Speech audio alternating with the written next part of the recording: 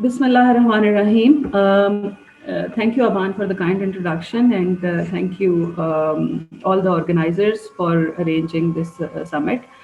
My today's topic is utilization of agricultural waste for efficient production of industrially important chemicals for import substitution. So, what we are mainly doing, or what we are talking, I'm talking today, is utilization of agricultural waste material.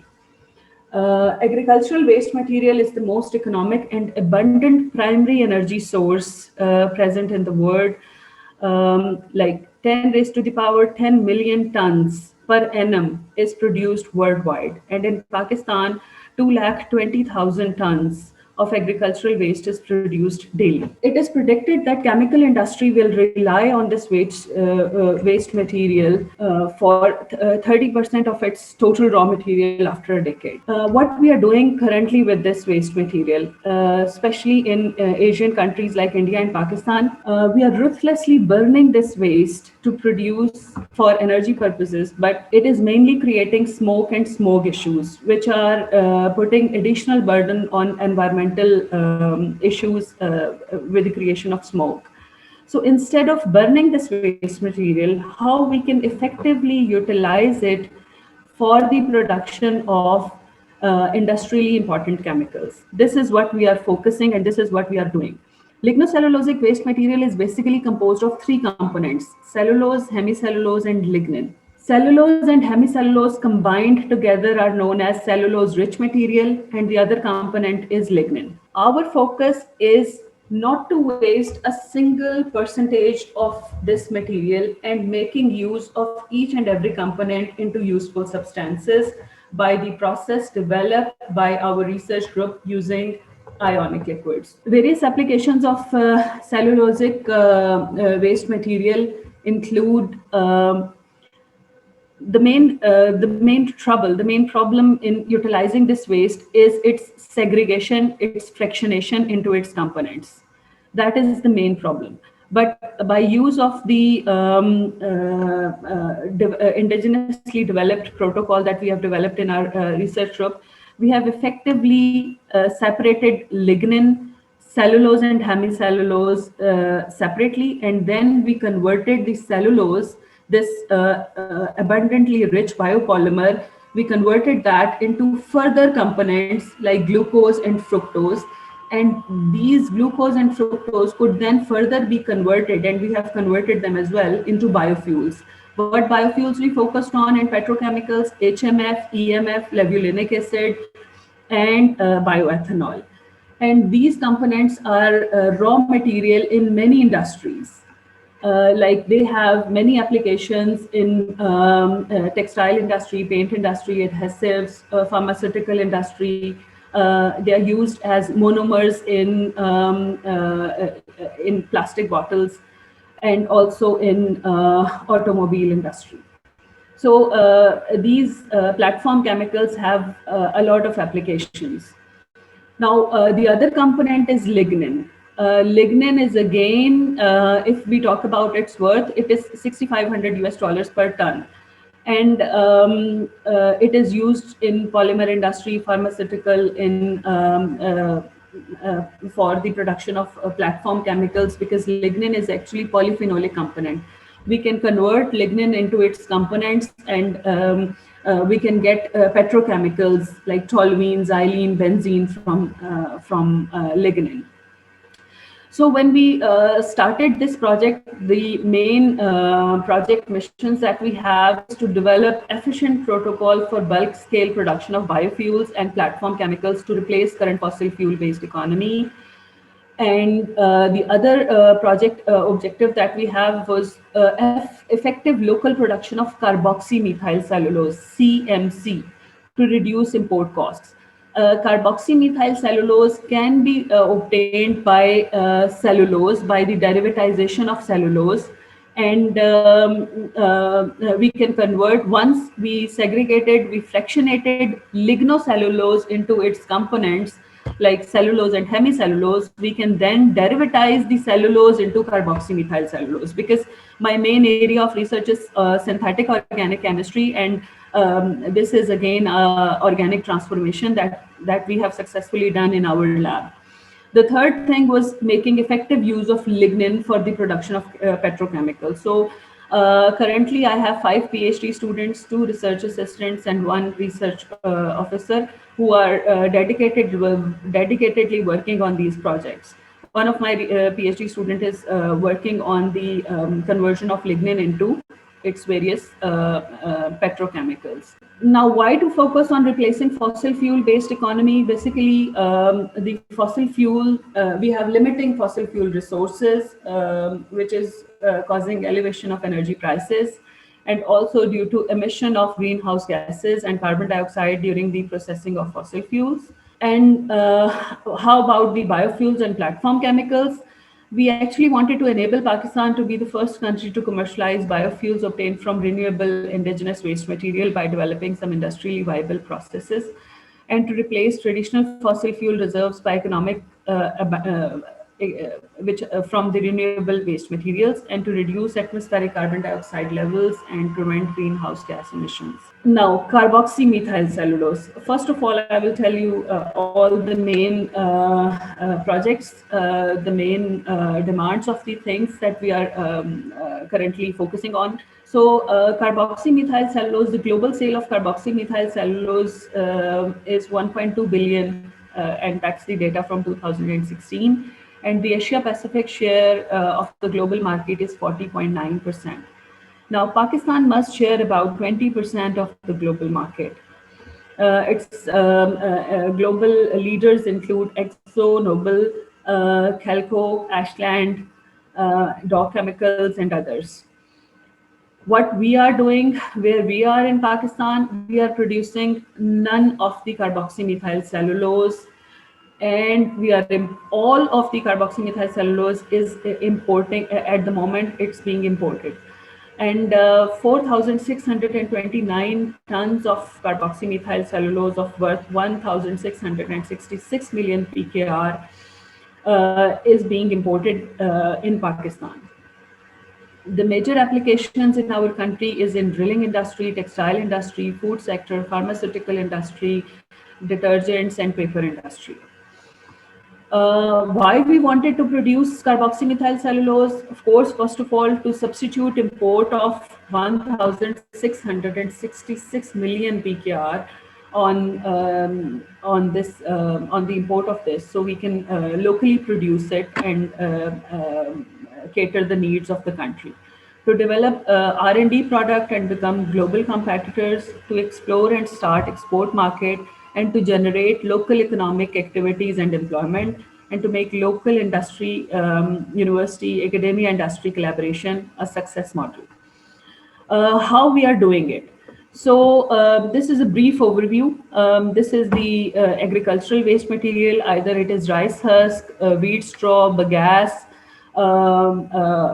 wood straw, cotton linters. We have worked on various optimization of various waste materials, and we produced a library of ionic liquids that are unique solvents which have the capability to process this material, the waste material, and convert it, fractionate it into its components, so that each of the component could be separated and isolated in its pure form.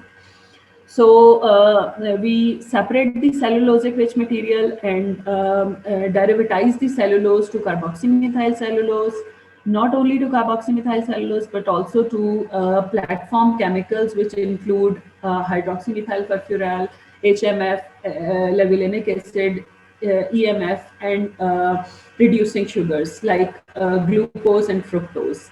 We have collaboration with our within university in School of Biological Sciences, where we are also working on fermentation of these reducing sugars, thus obtained into bioethanol.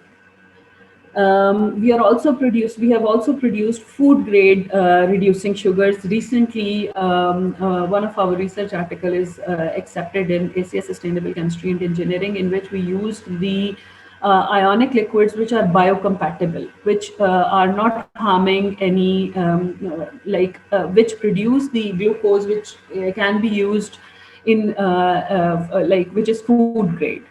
So this is the process that we currently, this is a brief overview of the process that we have. That we have industrially agro-industrial waste, and then we grind and separate, and then this lignocellulosic waste is processed using the ionic liquids. We then use the anti-solvent, which separates out lignin and cellulose separately, and then the lignin material is purified and separated, and the carbohydrate-rich material, which is here, it could then be converted, derivatized into carboxymethyl cellulose, and it can also be converted into reducing sugars, and then reducing sugars would then have been converted into HMF and levulinic acid. So we have this process in hand, and the good thing about these unique solvents is that after this process, they are regenerated. You can regenerate these solvents, and you can reuse them multiple times. It's not like methanol, ethanol, diethyl ether, or other organic solvents that go off, that have low vapor pressure and go off in the air. These solvents have unique properties, that they are actually liquid below 100 degrees. So they are actually salts, but in liquid form below 100 degrees, and that's why they do not go off like traditional solvents. What are the benefits of our process? We are using recyclable reagents, so all the reagents that we are using will be recycled, mainly the ionic liquids. They will be recycled and reused multiple times, so they reduce the process cost.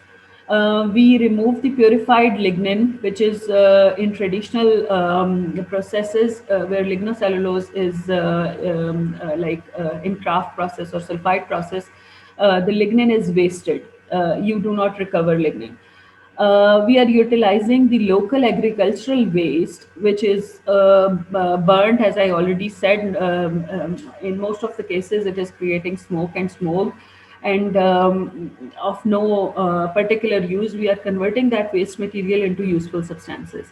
And we have efficient and cost-effective production of various platform chemicals and biofuels. So, where we are at the moment, we have, as I already said, I am myself a synthetic organic chemist. So we have made a library of various ionic liquids, and all my PhD students and research staff, they are working on the first of all, on the optimization of which ionic liquid, which type of ionic liquid should be prepared, and which should be used for optimum conversion of the cellulosic rich material and lignin into its platform chemicals.